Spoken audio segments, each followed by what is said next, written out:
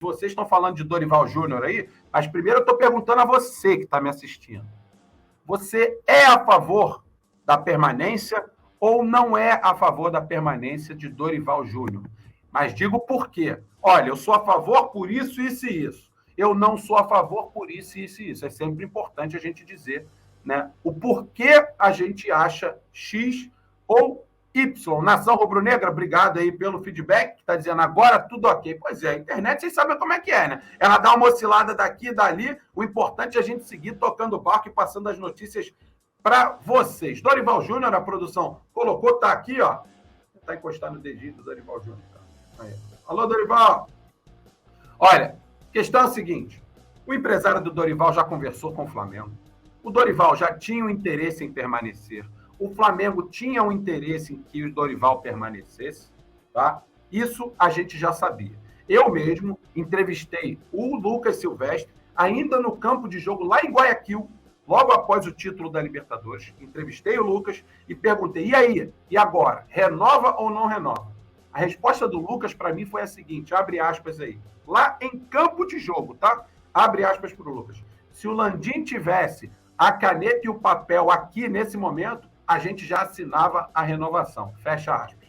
Então, ainda no campo de jogo, eu fui perguntar ao presidente Rodolfo Landim. E aí, Landim, como é que estão as tratativas com o Dorival? Eu falo de quase 3 semanas atrás.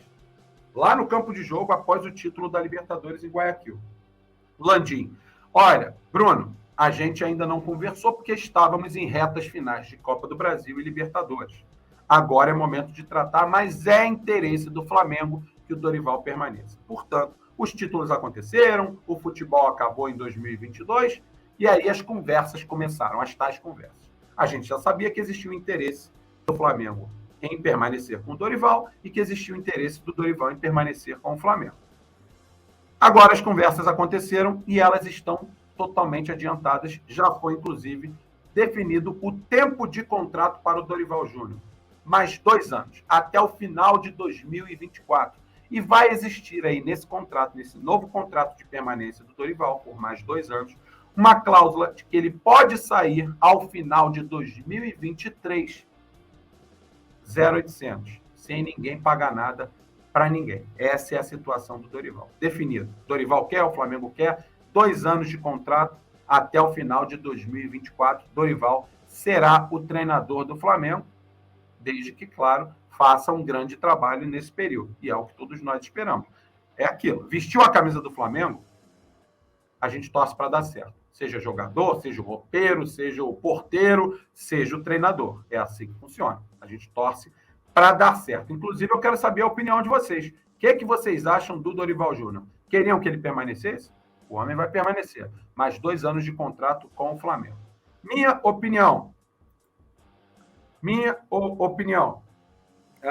A questão é a situação da seleção brasileira. É possível que o Dorival Júnior seja, sim, o técnico da seleção brasileira após a Copa do Mundo, que a gente já sabe que o Tite vai deixar a seleção.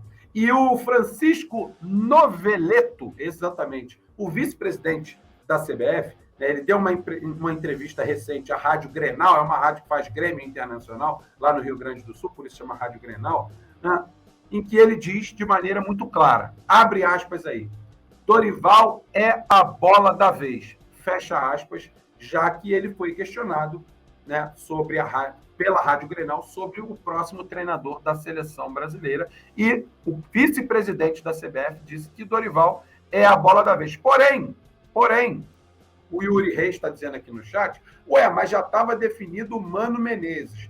Olha, essa informação foi passada pelo nosso querido Caio Ribeiro, né, num programa aí que ele estava participando, e ele falou, depois vocês, inclusive, me cobrem. O treinador da seleção brasileira será o Mano Menezes. Olha, minha humilde opinião aqui, meus amigos, para mim, não faz o menor sentido ser o Mano Menezes. Mas você acha o Mano Menezes um treinador horroroso? Não, não acho. Mas acho que ele não fez nada nesses últimos anos para ser o treinador da seleção brasileira. Mas só que aí existe uma outra questão. O Dunga também não tinha feito nada. E foi escolhido o treinador da seleção em 2 momentos. foi e depois voltou a ser o treinador da seleção. Então, a questão do critério não é só técnico. A CBF, de repente, olha alguma coisa para usar como critério que nós desconhecemos. O Caio frisou, cravou. Mano Menezes é o próximo técnico da seleção. Depois vocês me cobrem. Vou cobrar, hein, Caio?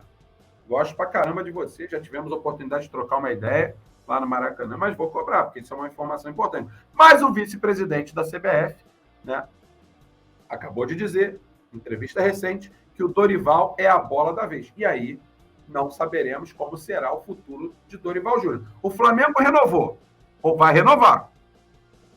Não sei de fato se o contrato já foi assinado, mas o acordo já está firmado.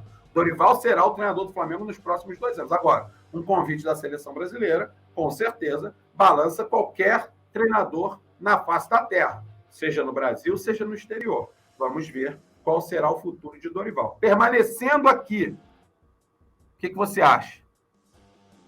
Acha uma boa? Não acha uma boa? Gostaria de ver o Dorival permanecendo no Flamengo? Acha que é ele o treinador certo para 2023? Acha que por tudo que ele fez nesse ano, que ele merece uma pré-temporada, um início de temporada? Ou acha que não? Deixa eu ver aqui. A Nação Rubro-Negra está por aqui dizendo o seguinte, ó, Bruno, o ano do Flamengo em 2023 será muita coisa para o Dorival, pelo que vimos nessa reta final de temporada. Eu vou dar uma opinião aqui rapidinho, Nação Rubro-Negra, sobre o que eu penso em relação a isso. Mas é só uma opinião. Todas as opiniões também vindas de vocês são importantes para mim e a gente debate. A questão é o seguinte, o início de ano do Flamengo, desse ano, foi horroroso. Primeiro semestre, horroroso. O Flamengo pagou um alto preço, agora no final do ano, de um time desgastado fisicamente, por conta de toda a má preparação feita esse ano pelo treinador português. E eu acho que a maior prova disso, eu não sei se vocês recordam, vou falar rapidinho para não ser aqui, para não ficar chato, mas eu não sei se vocês recordam, em maio desse ano, ainda sob o comando do português, o Flamengo tinha um caminhão de jogadores no departamento médico com lesões musculares. Em maio. E vocês sabem que a temporada no Brasil acaba só em dezembro. Esse ano não por causa da Copa, mas geralmente ela acaba em dezembro. O que eu quero dizer com isso, meus amigos? Se em maio tínhamos vários jogadores do Flamengo no departamento médico por conta de lesões musculares, sabe o que isso significa? Significa que os jogadores estavam estourando muito antes do que eles costumam se machucar, que é no final da temporada, por causa do desgaste. Sabe por que eles estavam estourando em maio? Porque a preparação em janeiro foi horrorosa. O que a gente via dentro do campo, um Flamengo que taticamente era muito fraco. Alô, nação do Mengão! Esse é o Coluna do Fla. Seja bem-vindo! Se inscreva no canal, não esqueça de deixar o seu like, pega o link, compartilha pra geral, comente bastante, queremos te ouvir. Aqui você tem a melhor transmissão dos jogos do Flamengo na internet. O Coluna é brabo e tem o Podfla, o podcast da nação. É muita resenha e um show de cobertura do maior do mundo, do jeitinho que a nação merece. Esse é o Coluna. Saudações rubro-negras!